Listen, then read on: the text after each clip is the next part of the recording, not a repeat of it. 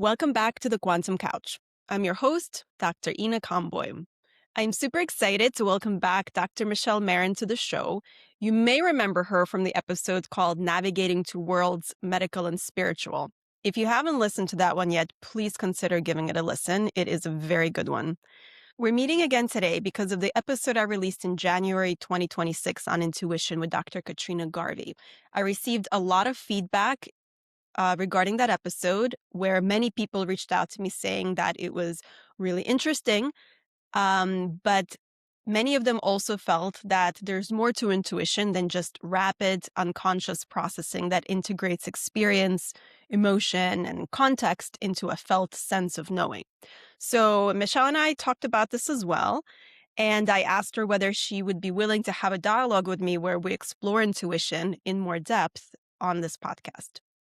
Dr. Marin is a board-certified pediatric emergency medicine physician. She is recognized for her evidence-based, patient-focused approach and is attentive to both medical expertise and intuition in caring for children and families. Her key area of focus include medical education and physician wellness.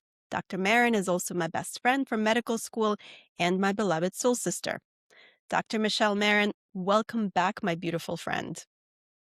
Thank you so much for having me again here on your amazing podcast, which I tune into every week and love it. I am so happy to be here. Thank you. And I actually really appreciate you listening to my podcast every single time. I've told this to you many times, and I'll say it again. It's really wonderful to have the support and the love, and so thank you.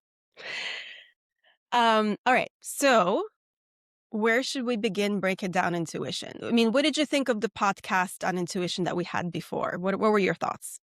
So, I thought it was kind of like a good start to the discussion of intuition. I felt like there was a little bit further down to go along the road to truly understanding what it is, because I agree with Dr. Garvey that there is a lot of unconscious information that we're taking in and about a person that's just by looking at them and, maybe other things we have had experienced with, let's say it's other patients or other people we're meeting for the first time that have similarities to someone else in the past. But there is a deeper unconscious level that I felt like wasn't touched or discussed that deserves some attention. Okay. And so if we go further, can you give us a breakdown of what you think intuition is?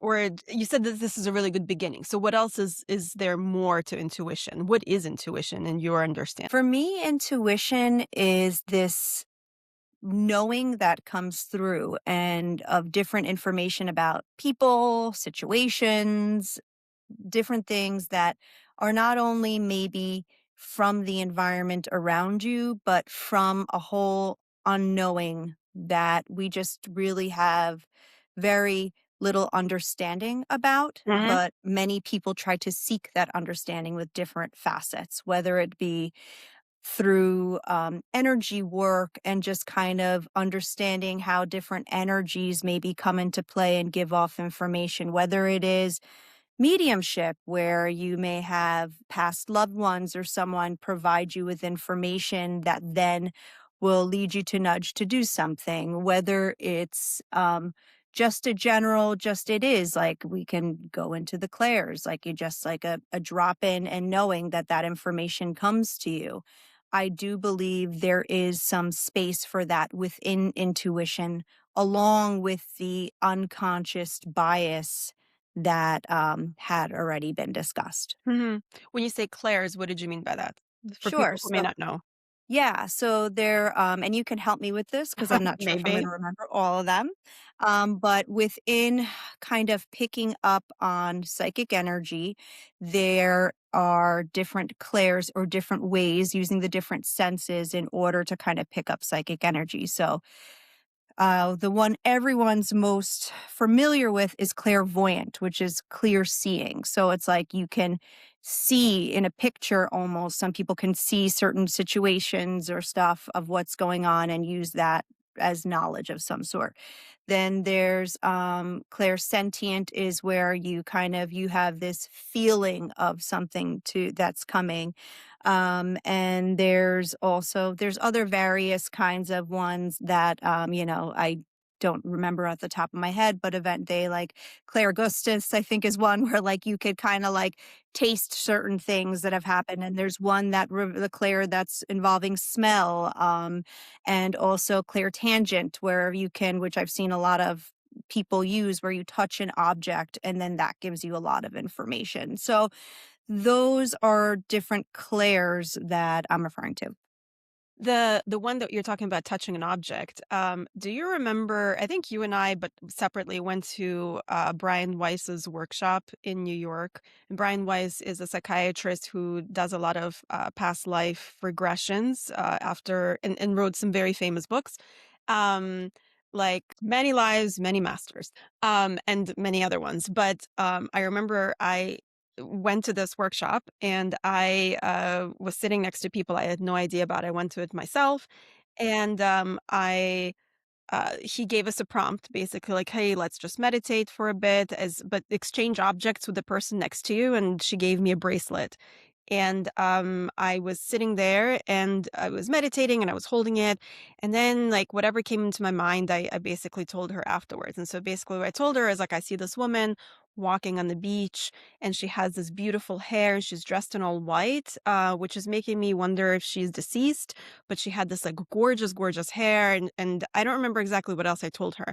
And then after I told her this, she said basically like, "Oh my God, like this bracelet was given to me by my beloved aunt, and she lived in Puerto Rico or something like that, or like somewhere in, like near like a very beautiful beach island, and she gave me this bracelet. She's deceased, and she like the beach was like her favorite place or something like that." Or I don't, and there were some other details. This was like honestly a long time ago, so I don't remember all the details, but I was like, "Oh, I mean, I am definitely not a psychic. I am not even close to it, but it feels like maybe everyone has that ability to tap into these certain things if we attune to trying to figure this out somehow." And I don't even know how my body did it, but and it could be said like, "Oh, this is pure coincidence," but other people spoke up in this large audience, and some of them were like really even more accurate than me. Like some things were tapped into that was just extraordinary.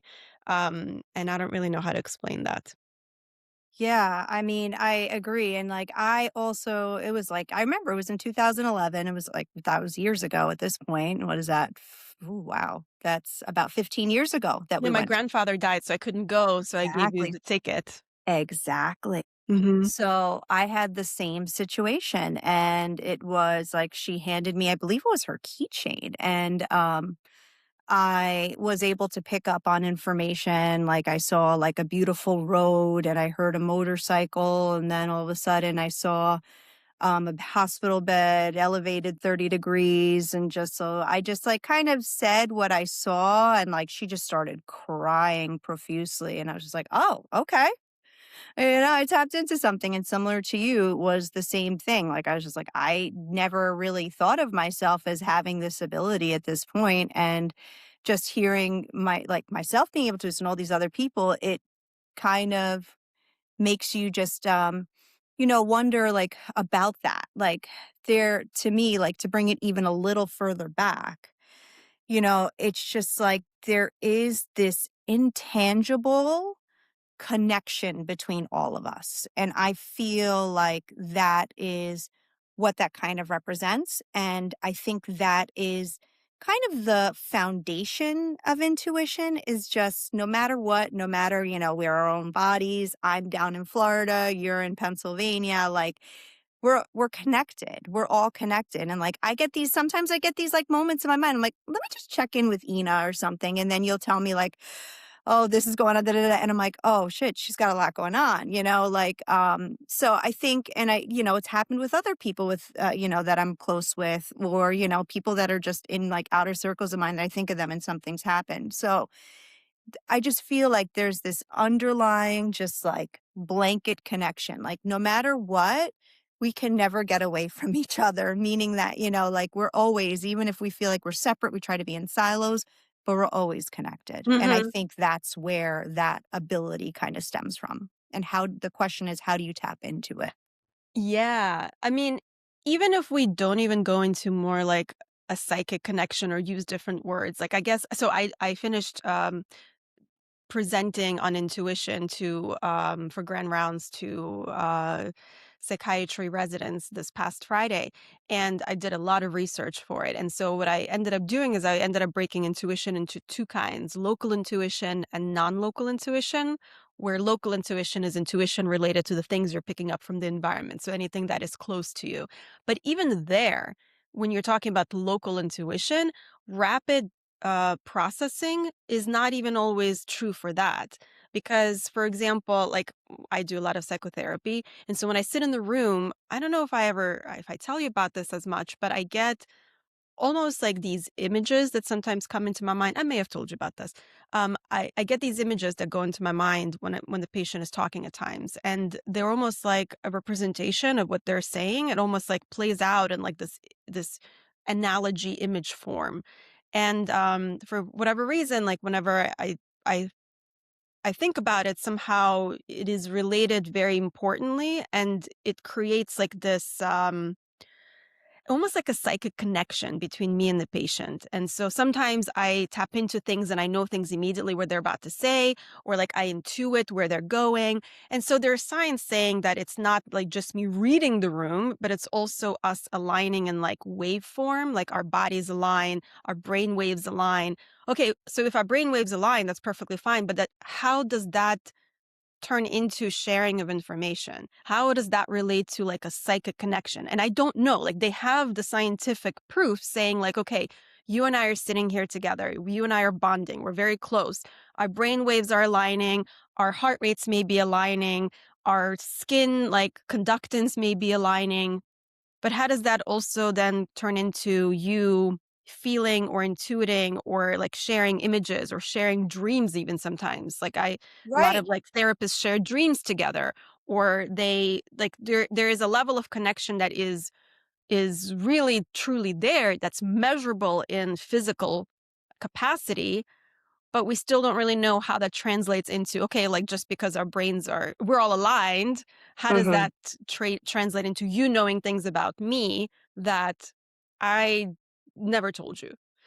So Um, does that have to go back to the maybe quantum entanglement?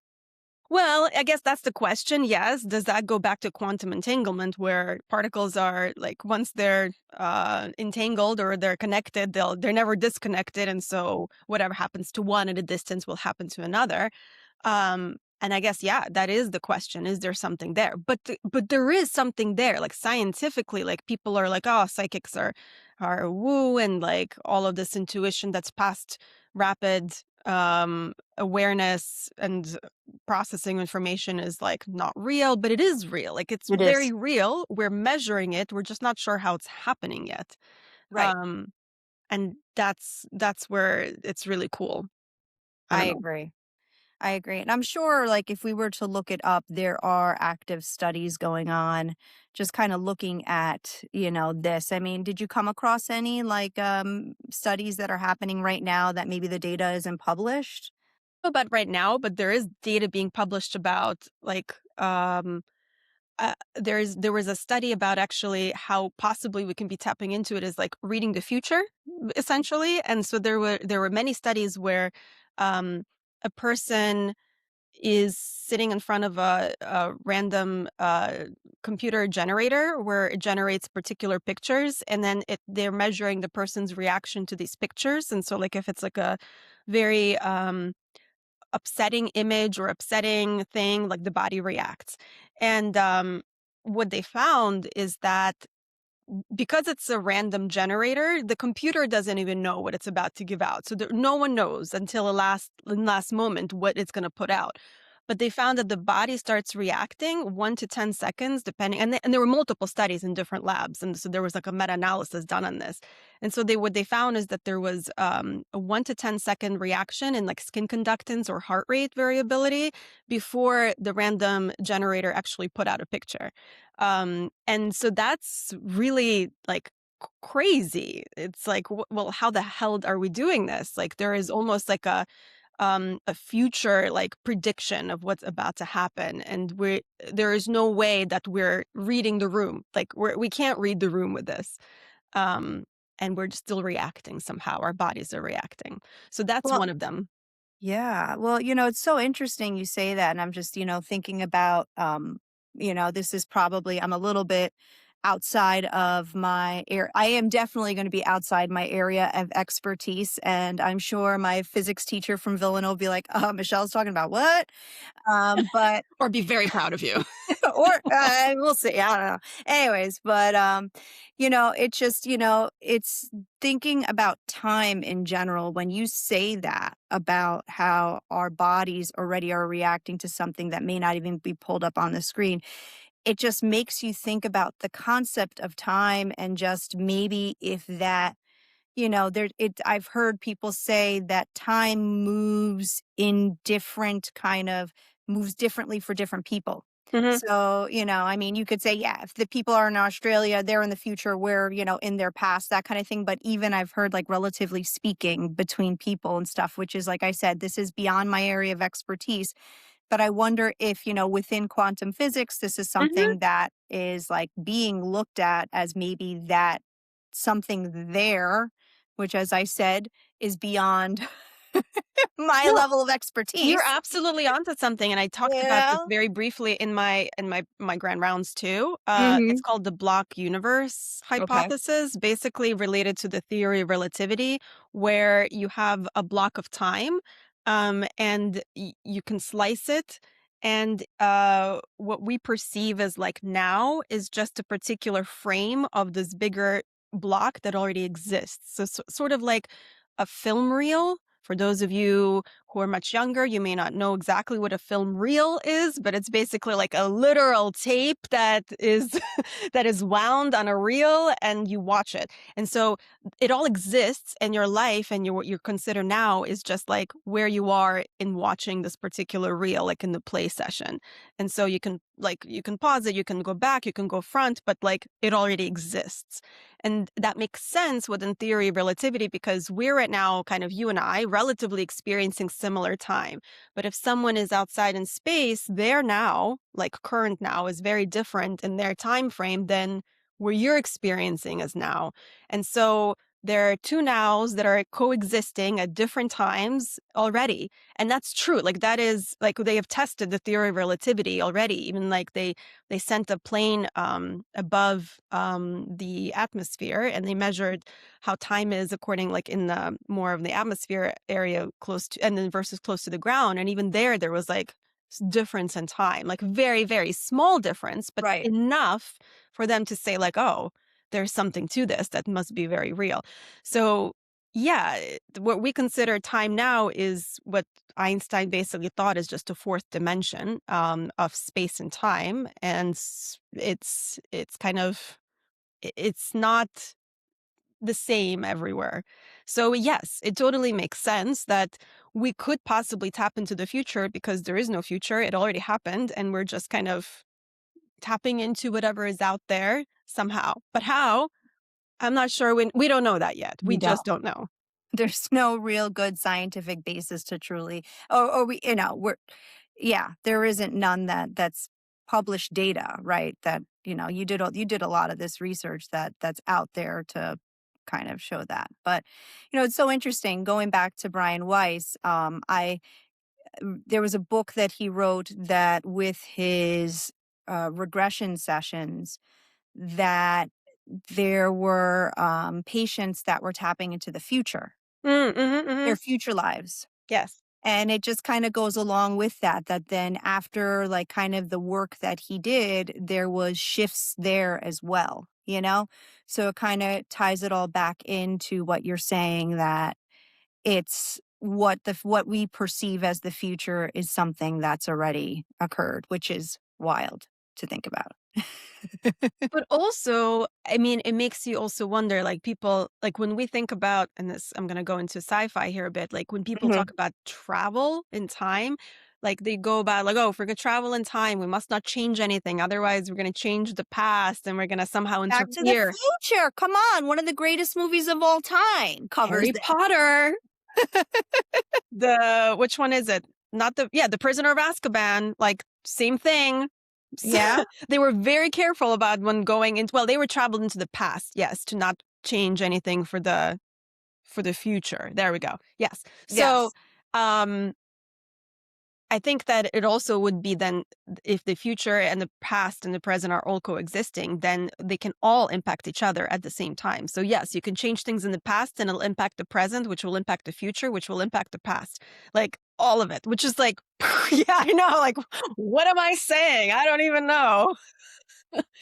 But it is kind of crazy there. Yeah, it is. It really is, like, it's just thinking about time and just, like, the different theories and stuff like that, and the concept of past lives, like, I've I've read that some people think, like, it's all happening at the same time, all of it. We're just like, it's all we're just our awareness is so limited that we don't realize it. And like, this may seem a little out there, but like going back, it's all every action that we have kind of influences everything else going on around us, like with whether it's in the past or future, like you're saying, like bringing it together. It's just crazy, and it does sound very sci-fi, but I do wonder if within the next maybe I don't think in our children's lifetime, but maybe like 3 or 4 generations from now, maybe they'll be able to have more of these answers. I feel like we could be in the direction of maybe being a little bit have a little bit more of an understanding of that, but I think we're moving in that direction because Yeah, I agree. I mean, even in quantum physics, there is such an idea of multiverse where it's an alternative theory to the collapse of particles. So the idea is that like the Schrodinger's cat is that there is a superposition of two states at once. Like a cat is in a box and they have like this radioactive decay there, and you're not sure if the cat has died or is still living because of this radioactive decay. right. And and so until you open the box and you observe it, the cat is both alive and dead in its superposition state because you're not sure what's happening there. So you need an observer um to collapse the two possibilities into one.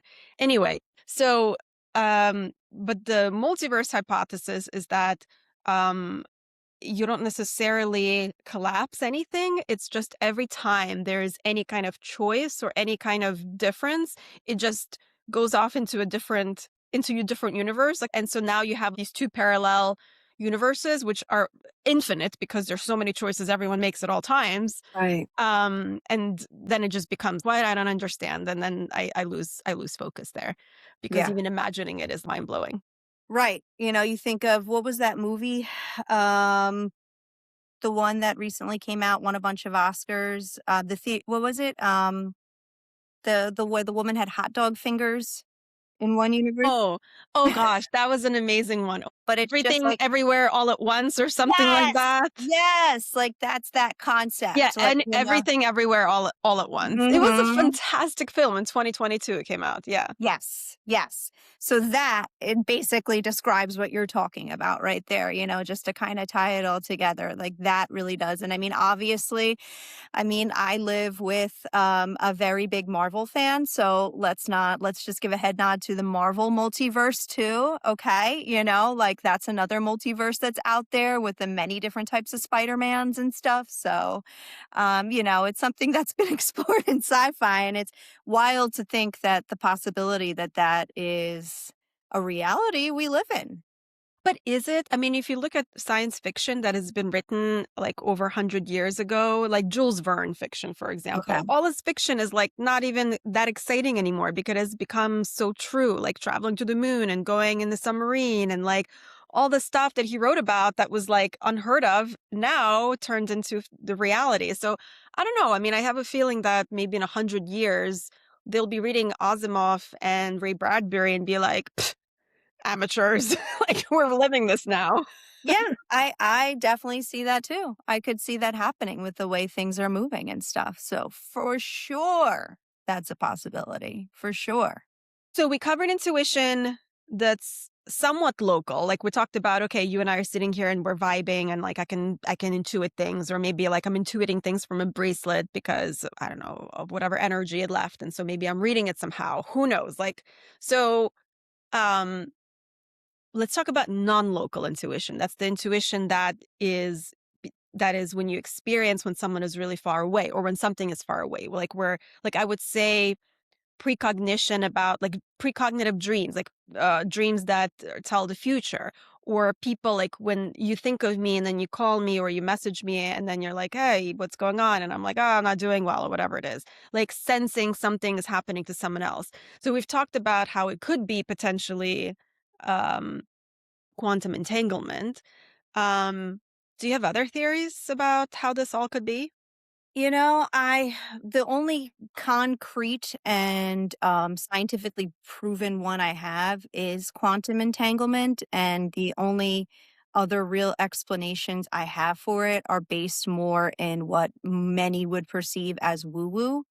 Um, you know, it's it's just like it's sometimes I just feel like there's just little nudges that you get that I mean, maybe yes, it could be quantum entanglement, but I mean, I'll give a an example of something that cannot really be explained by science that happened for me. That was of something that I was able to help with from a distance. Is My grandfather was very sick, and I had literally probably a half hour prior, gotten off the phone with my grandmother. Everything's great, all good, everything's good. Uh-huh, yes, yes, talk to you soon, love you, bye. And I'm doing my dishes, and all of a sudden I get this sense within me that my maternal great grandfather, my grandfather's father, who has been deceased since 2003, is like running towards me and trying to like get my attention. And I'm like, what? This is strange as I'm washing dishes. And I'm like, something in me all of a sudden just says, I have to call and see what's going on with my grandfather. Something's not right. And when I did, it in fact wasn't. My mother was trying to get him in the car to drive him to my hospital where I worked in order to get him evaluated because he just stopped walking altogether. So I can't explain that. I can't, physics cannot really, I don't think, can explain why, how my great grandfather, who's been deceased for at that point almost 19 years, is able to somehow relay a message to me that I need to call my family and see what's going on because there obviously is something that's going on that requires my assistance, and that's not good. I can't explain that. I mean, could you use the theory of quantum entanglement and also kind of like combine how matter is never created or destroyed, it just changes forms? Can you just take those two and maybe use that in order to kind of explain how, like mediumship and like kind of this connection with spirit and everything? I don't know. That's kind of the basis of what I use in order to try to understand it. But I mean, like, there's definitely something there that I can't use to explain that. But I know that I'm not crazy, and I know a message was sent to me, and I know I received it, and I acted on it, and it was a good thing I did. Hmm. Yeah, I mean, I think what you're saying essentially is we just do not have enough science to explain our experiences, and just because we don't doesn't mean they're not happening. They're very real.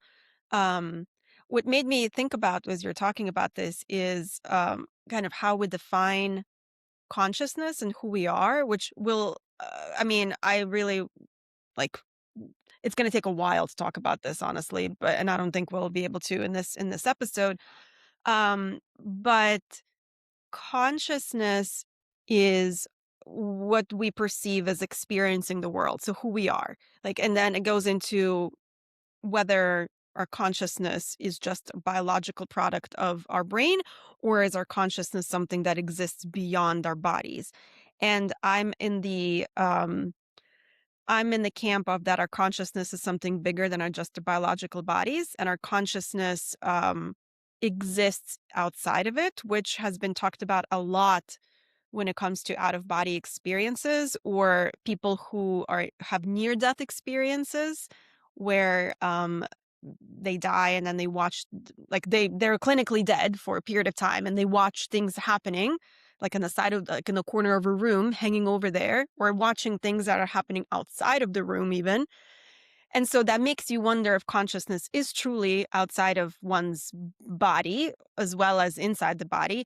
And so that brings into question, okay, so maybe, just maybe, there is some kind of like rapid like rapid response to whatever information you're receiving, but not in a way we think. Like maybe it's not our brain receiving the information, but our consciousness receiving, because our consciousness outside of our bodies may be able to see things and experience things in a much broader way, like maybe miles and miles away. How? I don't know. I mean, I'm just really like guessing here. And so Right. our consciousness is inside our bodies and somehow like funneled in. Like if I'm thinking about like we're like the maybe the lower point of the funnel, but it comes out maybe outside of our bodies and stretches out for miles away. And so somehow your grandfather is part of the your consciousness awareness. And so it brings it to you through the funnel and you know what's happening. Did that make sense? It does. It does. Yeah, and I agree. I'm definitely of that same camp that it's just like there's more to us than what's here, like this physical body, you know? So I do think there's a way that because it is its consciousness is expanded, and I think you can bring in the quantum entanglement theory there. Sure. The fact that, we are not just here, we're kind of everywhere. We can pick up information that is seems intangible to us and seems thousands of miles away, or I don't even know, like just say it to say it, like dimensions that we can't perceive. It's totally possible, and I think if you look at even just going back to how we've developed over time. I've been recently thinking about this a lot, and how we're able to pick up things from the environment. Let's start with like when Marconi invented the radio. Like that was never a concept in anyone's mind that we would be able to pick up these different radio stations and like, all that. This was amazing. We did that. And we're able to travel with different station songs, all these different things. And then we developed the television, which is kind of, now we're able to get picture images in our house all over the country. And then you got the internet, and we just keep getting larger and larger scale Hmm. of ways to communicate that don't involve being directly with one another. And I think there is something similar when we pick up different things that are maybe what we can describe as our outer consciousness. We pick up these signals, and sometimes they're a little bit more staticky than others, but we pick it up in the same way that you can tune in and pick up a radio station or something like that. And I think soon, like we were able to kind of figure all that out throughout the past, I don't know, 100 plus years. We'll be able to kind of maybe understand that a little bit better since there's been a little bit more of a focus on it scientifically. I mean, it's come to a point where the CIA has been using people to remote spy Yep. Project Stargate. Yeah. Mhm. I actually just took a remote viewing workshop, which was really interesting. I talked to you about it briefly. Um, and I was like, well, that just sounds really out there. And for those of you who don't know, remote viewing is essentially being able to pick up on information that is not near you. You're viewing something remotely. And they have different ways of learning how to do this. There's like there are different schools.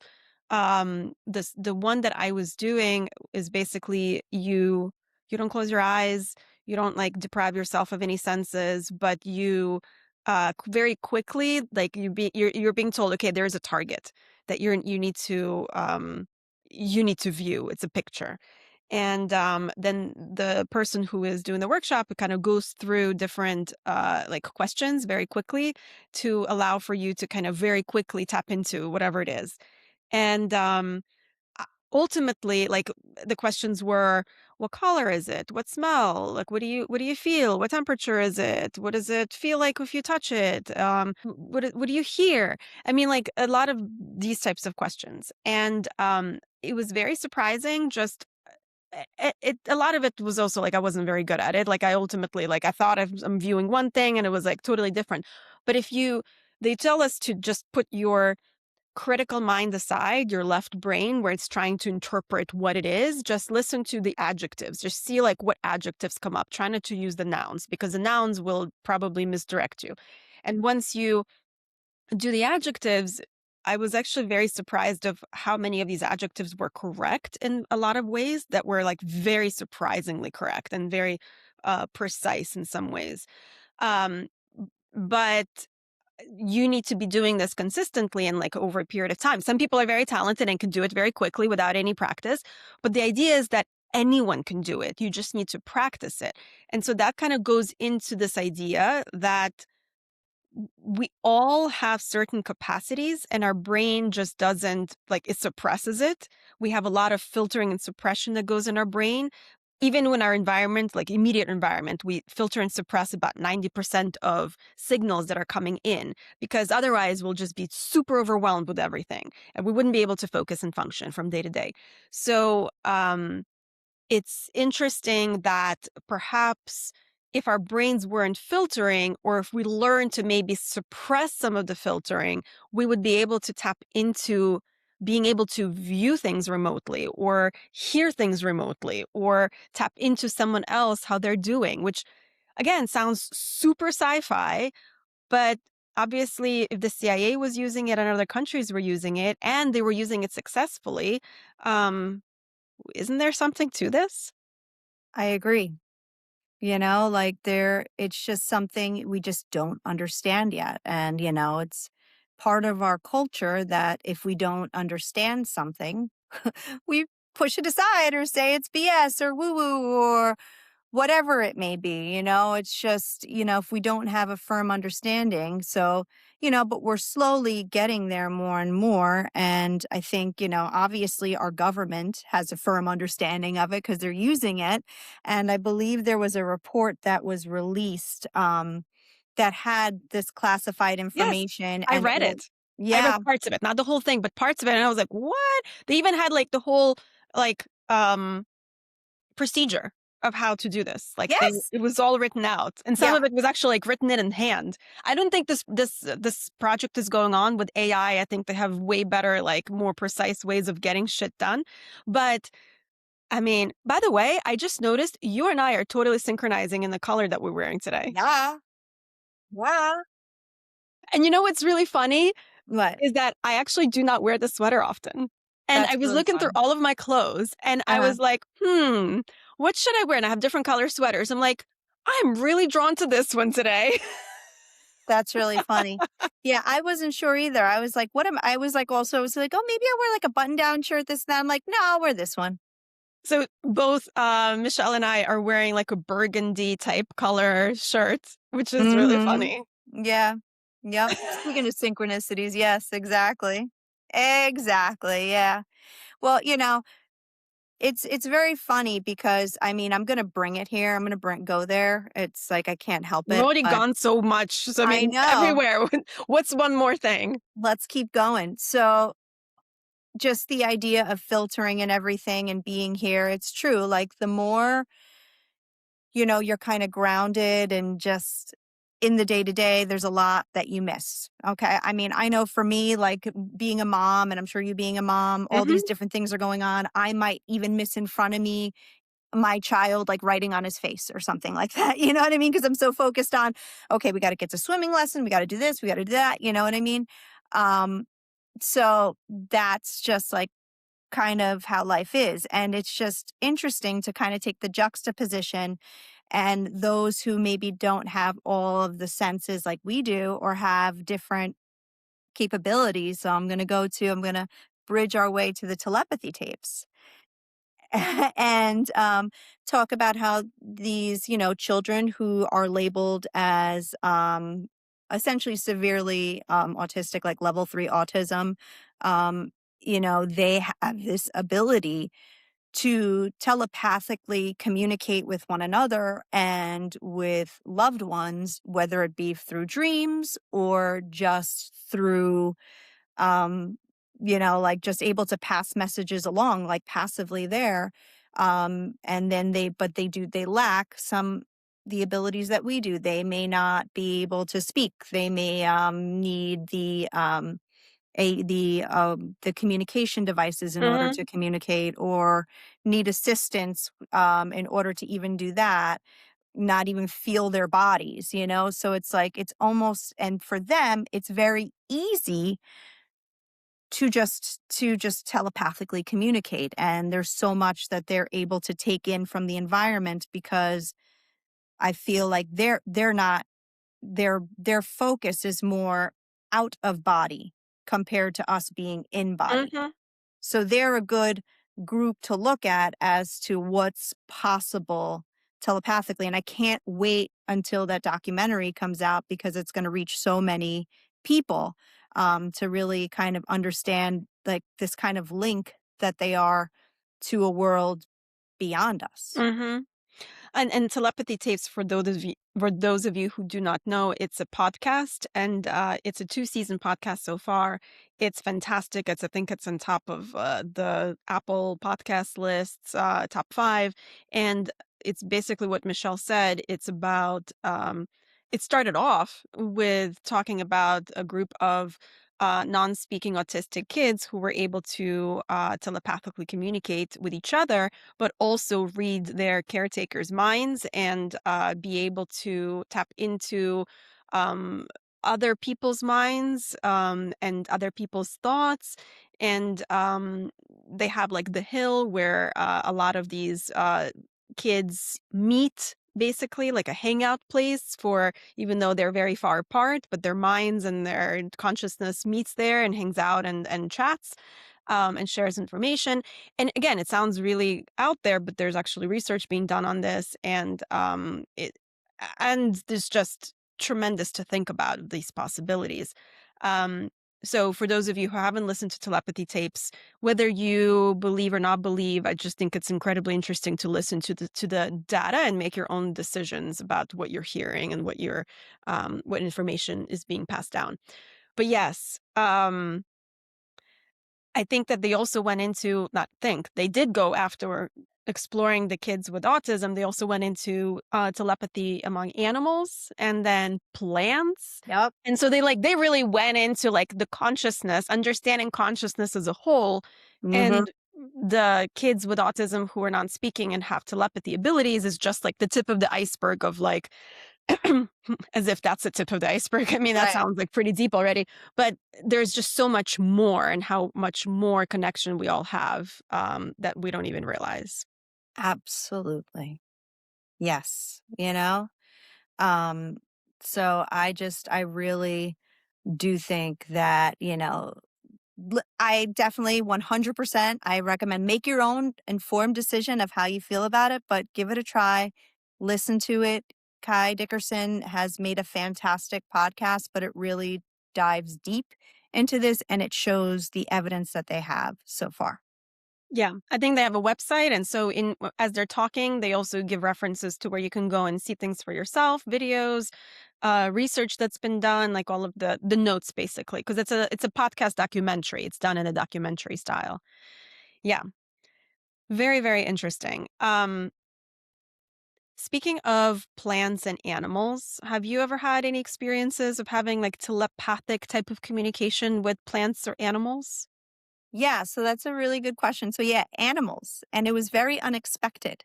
Um, so I have, just I meditate daily. At some I do different forms of meditation, and I also have received Reiki many times. I get it probably like twice a year, I would say on average. And the last Reiki session I had, um, Robin, who's amazing and is We need to have her come on this wonderful. podcast.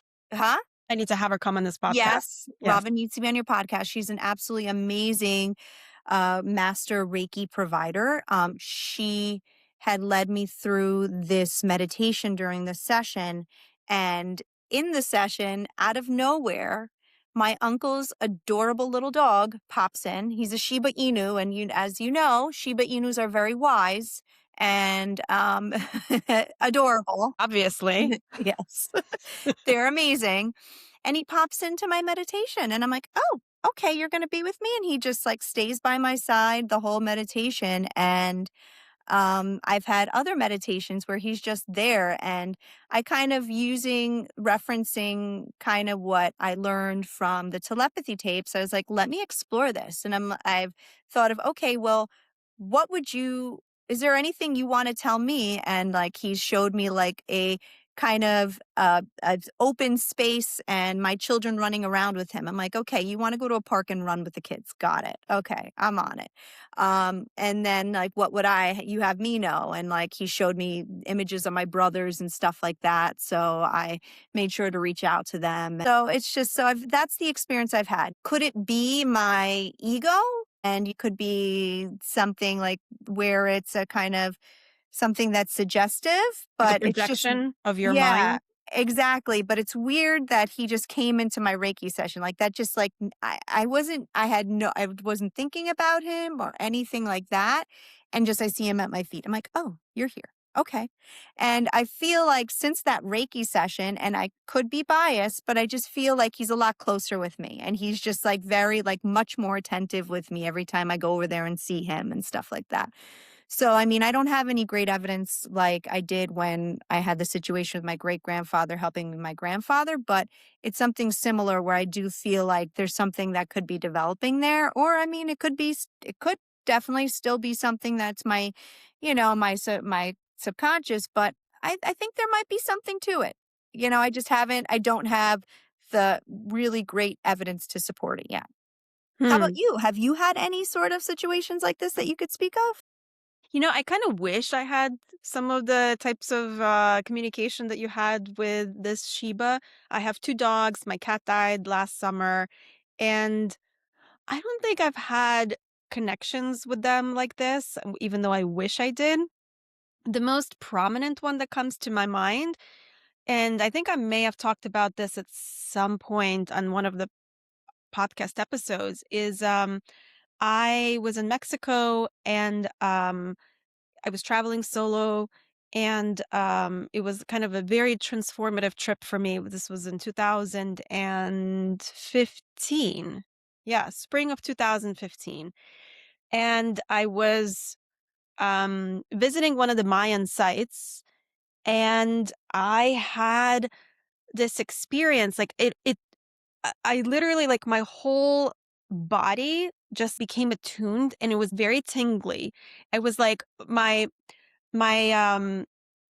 I don't know, like, it felt like all my hair was, like, standing on end, and then I could swear that the trees were communicating with me. Like, there was this rustle of wind, and, like, the trees were moving, and the leaves were moving, and I felt like I was somehow harmonizing with the trees and with the sound.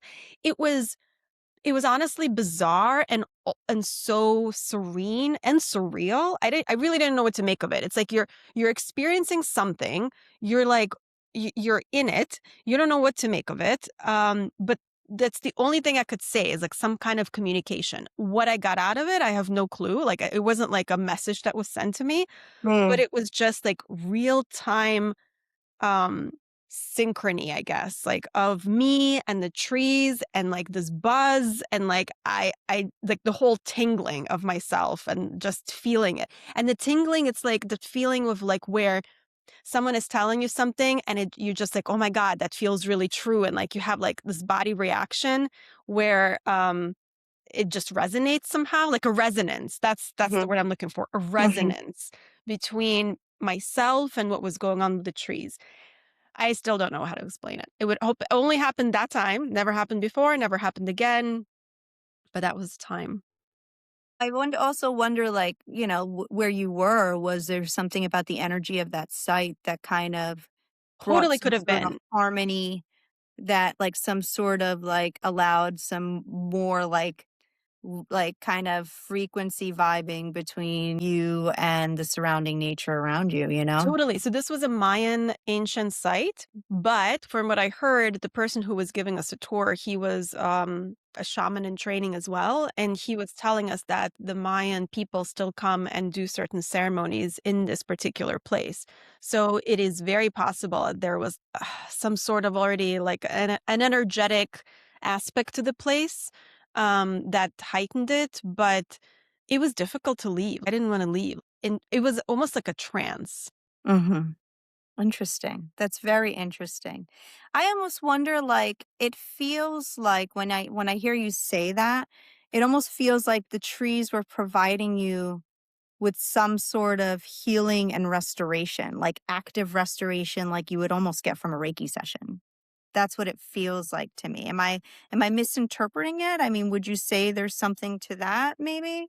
I would say it's more. So Reiki kind of provides more of like a calming. This was almost activating. It was calming and activating at the same time.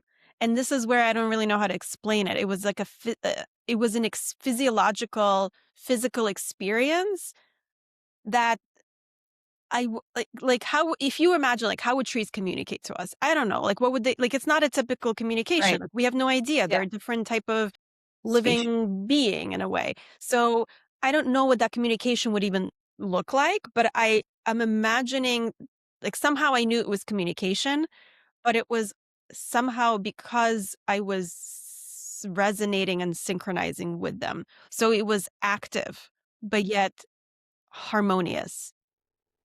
So interesting. I don't know. Yeah, it sounds really bizarre, but it is. Like that's how it was. I remember That's coming out of it feeling like, "What just happened?" that's incredible. I mean, on that trip, there were a lot of other things that happened that were very meaningful to me. I remember we were doing the Temescal ceremony, which is like this hut, like a clay hut that has like a clay dome and it's dug into the ground partially. So you go into it, and when you sit on the floor, you're essentially sitting in the ground. And then they cover the door, and there's like a central pit, and they put a lot of hot coal and it gets very hot. It becomes a sweat lodge inside. And so you have the shaman who goes in and does the ceremony. There's like a special ceremony that's being done with the temazcal. And supposed to be like a Mayan ceremony, traditional that a lot of the Mexican traditional people in that area of Tulum still keep. And I remember so he was singing, like, you start sweating, and he was singing, and you sing too to kind of resonate with it, and I remember it's pitch black in there. The only thing you see are, like, sometimes, like, if these coals have a little bit of color from the fire, like, you see it, but once it gets a little bit cooler, you see nothing, it's pitch black. And, um, for people who are like me, who are kind of claustrophobic, it's not comfortable, it's not fun. So I really had to do, like, a lot of deep breathing, and I remember opening my eyes, as in one of the sessions as he was singing, and I could swear I saw, like, there was, like, a light that kept going around and around and around the temazcal, like, as if, like, there was, like, a energetic, some kind of a light, and I was like, What is that?" And I don't think I was seeing things. I don't think it was in my own, like, vision. It was like it was 3D. Um, and so that was an interesting one. And then I remember when we went to explore caves locally, Mhm. um, at some point I could swear I heard a jaguar roar in the background, and it was a place of traditional, like, Mayan ceremony where they did, like, a lot of underground type stuff, and I could have that was actually I'm sorry, that was not in Mexico, that was in Belize. I heard that in Belize, but also Mayan sites. Um, Interest yeah. That's pretty crazy. That's I would label that as like an animal communication, if you will. A jaguar from the past was roaring at me. Well, speaking of, from the past, like you jogged my memory, when I was, doing readings and stuff, like with, mediumship readings. I remember dogs coming up, and that was validated of past loved ones coming with their beloved pets that also crossed over that come through, and the sitter will validate that, yeah, that's definitely that dog was real. Uh-huh, yeah. Which also goes back to the whole consciousness thing, and there's a consciousness that exists, and that jaguar, what who knows where that jaguar came from, whether it was a jaguar that was sacrificed, who knows. But that's, it's just, there's certain things that right now we just can't explain that happens, and we have to acknowledge it.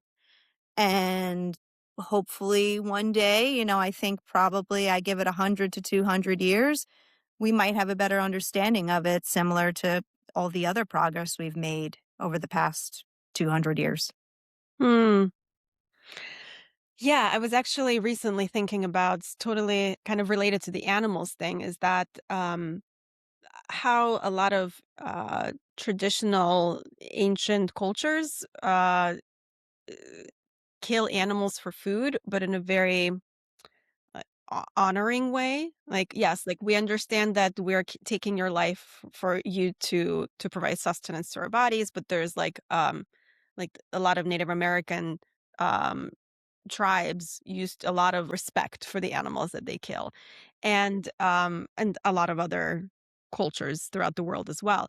So it just made me wonder how much wisdom we have lost too. Like, we're advancing in so many ways, and yes, you're saying like 100 years from now we'll understand more, but I wonder how much we already did understand in the past, and we just forgotten that knowledge or thought it was not useful because it just seemed archaic to us and we let go of it. But how much of it was actually true wisdom about connecting with the universe and connecting with other consciousness and how we do it at large? And we've lost it. Like, we just don't have it. We buy our meat from the supermarket. We have no idea how it was killed. We find out that it was killed inhumanely and the animals were raised inhumanely. And then we're like, oh, shit. And then half of us are like, well, too bad. And then just life is just so different now than when we killed our own animals and ate it, and like we were responsible for the life we take and how we to do it. It just feels like, yes, maybe in 100 years we'll advance, and maybe we'll come back to some of the wisdom we already did have that we lost. Yeah, I mean, it's just very interesting, that you go back to this. I was recently listening to a podcast, and I don't remember which one it was, but talking about this kind of ancient wisdom. And also, I've been some reading that I've recently done. Shout out to Laura Lynn Jackson and her new book, Guided. Really good. Oh yeah. I'm three-fourths of the way done, and kind of touches on this as well. So I'll probably bridge the two together. But there's this thought that there has been so much ancient wisdom going back centuries of just like different herbal remedies and different things that were used, and the idea of psychedelics and the use of psychedelics in order to kind of bridge that gap of how we perceive consciousness. And now we're using it for mental health, which is phenomenal and great, and is very helpful, I feel, for a lot of people. And I'm sure you could attest to that. Um, but there was gatekeepers, and these gatekeepers included religious leaders, like the Catholic Church did a lot of gatekeeping on this, I've heard, and I'm sure there are others. I can just reference that because I know that for a fact, that they would suppress the use of these kind of psychedelics and different potions and things like that. And what I've heard, and what I from different podcasts, is a lot of these people who would do these were like considered more high priestesses, and it's the women who would have these different potions, and eventually, in order to kind of alienate them and try to kind of keep people from going them, they labeled these women as witches. Witches. Witches! And so, that eventually kinda suppressed that and kinda put it out of favor, and that's kinda where the culture kinda lent to, just kinda moving away from these natural kind of ways of just, healing the body naturally, like Similar, your temazcal, like that ceremony, in Laura Lynn Jackson's book, she kind of referenced it, but the thought of grounding Mm, where, Native Americans, I don't remember which tribe specifically, but, they're some one of the Native American Southwest nations, they would dig, like, a hole in the ground, and, the reference was to a child who was extremely sick, like, sounds like the child in my world would be someone who's probably septic and maybe heading mm. towards septic shock. The child was placed on the ground and left there in the sun to just kinda breathe and get through it, and then within 24 hours, the child was essentially heading in the right direction and ended up living their regular life.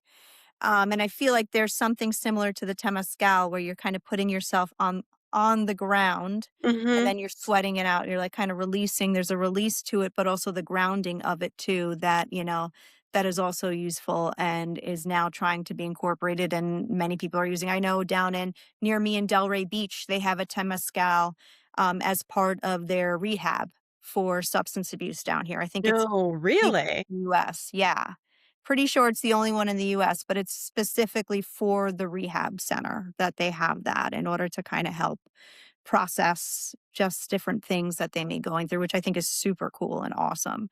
And it goes back to that, but you're right. I mean, there's a lot that could continue to be suppressed just because of how our society works and what is deemed worthy of being important versus not important. And the pendulum is also swinging in a way that's moving away from science in a different way too, which we don't have to go there. But I don't, I don't necessarily think that that pendulum will include these kind of more natural remedies. And even at so, like we would still need to somehow figure out a way to test them to make sure that they are safe and everything like that. I totally believe in that. Um, but I do think that you have a point in that a lot of this may continue to be suppressed just over centuries. It's been kind of, what's been done by higher leadership and those who see themselves as the overlords? I don't know how else to put it, but Overlords, I like that. The overlords. the overlords say so. That is kinda scary how, we as, like, humans, I guess, in pursuit of progress, we suppress progress, which is really interesting. I think it happened over and over again throughout centuries. There are lots of different like examples of where wisdom and history was lost. But I wonder kind of and I guess this is an entirely different subject. How do we do that? How do humans do that? We have so much knowledge that has been acquired and so much wisdom, and yet it feels like sometimes we get into a position of where we become totally stupid and get rid of the wisdom and say like, oh, this is poppycocks, and then just move into some other direction, which may be interesting, but we lose that wisdom. So I wonder if sometimes the the road to innovation means losing some other aspect, which makes sense because I guess if we're talking about filtering and suppression and we only can handle a certain amount of information without getting overwhelmed, maybe in order for us to move into a direction that's completely new, we sometimes need to suppress what we already know and we just put it aside. True. That definitely could be the case, like, and another thought I had is just like, I feel like sometimes in humanity, it's normal. It's like part of how kind of humanity works is like we kind of work in groups. And so if we want to try to keep the group together, like doing the same thing.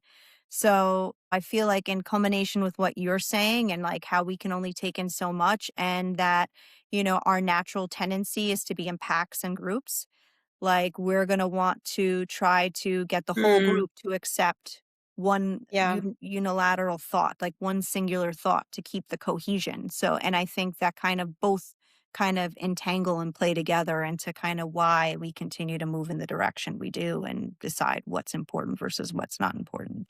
No, that makes a lot of sense. So I guess to kind of go back to tying this all together from what we started in terms of intuition, I guess it sounds like you and I both believe that there is definitely more to intuition than just rapid unconscious processing of information that our brains takes in um, locally. Like there is more to all of this. And I think you and I both agree that while we can try to use some quantum mechanics to possibly explain it, it's just in the beginning baby stages of trying to explain it. And there is just so much more we just cannot explain yet. But there is research being done to try to at least show that these things are happening. How to explain it, I think we're still like pretty far away from trying to explain Sure. how, but at Yeah. least we're getting data showing that it is happening, that these Yes. things are real. Um, it's just, yeah, it's just kind of hard to understand why. So for those of us who just want hard data, sorry. Yeah. Can't. Yeah. We're not there yet. But I think it's promising and we're getting there. And I love how we're matching. Just love Me it. too. Matchy matchy. All right. Lightning round question number one. If you were an animal, which animal would you want to be? Oh, well, depends on the day, I think. I feel like most of the time these days, I really would love to be like an osprey, like a hawk, like a bird of prey. I just think they're so beautiful. I see them, in the winter here in Florida. They're always around, like all these beautiful, majestic hawks. And I just love seeing them soar. So, and I personally, like, whenever I have like those really awesome dreams where you control, it's usually flying. Like, I feel very connected to birds. So, I would think I would want to be an osprey. Interesting. What about tomorrow? What are you going to want to be tomorrow? Maybe a tiger. See that I think I would have guessed more than an osprey. So I could just lie down, eat my meat, chill, watch a little reality TV, Count my stripes. count my stripes. Exactly. Go hunting. Aren't my stripes pretty? Put some glitter on them. 100%. Absolutely. Come on. For those of you who haven't met Michelle on the previous episode, Michelle is glitter queen. Yes, I am. Yes. I mean, like, I don't know if you could see my nails and appreciate them, They're but quite they glittery. sparkling. Mm. Lightning question number two. What did you want to be growing up? Doctor. Well, before the doctor, did you ever have a moment of like, I want to be a poop cleaner or something like that? So it's so funny you say that. Like, I remember being on the subway when I was 4 years old, coming home from preschool with my grandmother, looking around me, just like looking around the subway. And I feel like this might be the first thought I can remember myself having, like thinking, I don't understand why anyone would not want to be a doctor. It's the best way that you can take care of your family. And it's been a fulfilled prophecy for me. For sure. Yes. It's been one of the best ways I could take care of my family. I mean, there's many other wonderful ways I do, but no, but I've always like toyed with the idea of also like maybe I could be a hairdresser or maybe I could be Oprah Winfrey, like things like that. Just because I have like such a presence and I like to have fun and I did acting for a little while in high school and I won some competitions with solo Wait. dramatic performances. Yeah. Really? I did not know that. Did you Mhm. really? In Yes, high I used to school? have a one-girl play where I was 4 different characters, and I placed a couple of times, like 3rd place, like broke into the top 3, so yeah, and I Wow. was I was in Annie, and I was in a comedic play where I played Cinderella, like, yeah. Go you, Michelle. Mhm. So maybe Oprah. If I wasn't this, I would be Oprah. Okay. Okay. There's always a next life. There is. Or maybe that's the past life. Who knows? Who There's no knows? time. It's all happening all at once. That's right. That's right. All right. Favorite food or drink? Favorite food or drink? My favorite food, I would have to say, is right now I'm like really into my parmed phase of life where I love chicken parm, shrimp parm, eggplant parm. I love things that are parmed. It brings much joy to my life to have melted cheese. And my favorite drink would probably be water with my Hydramate electrolytes that are candy flavor, or my morning café con leche that I have that I Okay, the cafe absolutely con adore. leche is wonderful, but the water with whatever vitamins you have, that's such a dork drink. I'm sorry. Well, I will drink my dork drink happily. As I'm wearing the With glasses. exactly. Okay. Wait, so you eat shrimp with cheese on top? Girl, that's how I survived my pregnancy, That sounds so with my gross. kids. Like, it's breaded shrimp with the marinara sauce and then the Parmesan cheese, like the mozzarella cheese and everything. Like, I started doing this when I was in high school because, like, every time my family, like, every Friday was, like, Pizza Friday or whatever, and I just love shrimp, so I got in the habit of having shrimp parm heroes or, like, chicken parm heroes and stuff like that, and it's just something I carried through, and, like, when I was pregnant, I was with my 2 kids, I was constantly craving that stuff. Yeah. I love it. Um, Dr. Michelle Marin, thank you so much for being on the show again. And I really appreciate you chatting with me. It's always wonderful, and I love seeing you. And we're going to have you back for season 2. I'm not really sure what we'll talk about yet, but I'm sure we'll come up with something. We'll figure it out. Thank you so much. It's been my pleasure. And I really, really loved being on your podcast again. Look forward to speaking with the audience once again. Thank you, Dr. Conboy. Thank you, Dr. Marin. Doctora Marin. Thank you for tuning in and listening. If you enjoyed this episode, please subscribe, leave a review, and share the Quantum Couch with someone you think might love this space too. If you'd like to reach out, you can email me at thequantumcouch@gmail.com. You can also follow me on Instagram and Facebook. Just search for The Quantum Couch. Thank you for listening. Until next time, I'm Dr. Icahn Conboy. Take good care, stay curious, and keep exploring. The information in this podcast is for educational and informational purposes only and is not intended as a substitute for professional medical advice, diagnosis, or treatment. Listening to this podcast does not create a physician-patient relationship with Dr. Icahn Conboy or any guest on this podcast. Always seek the advice of your physician or other qualified health provider with any questions you may have regarding a medical condition. Never disregard professional medical advice or delay in seeking it because of something you heard on this podcast.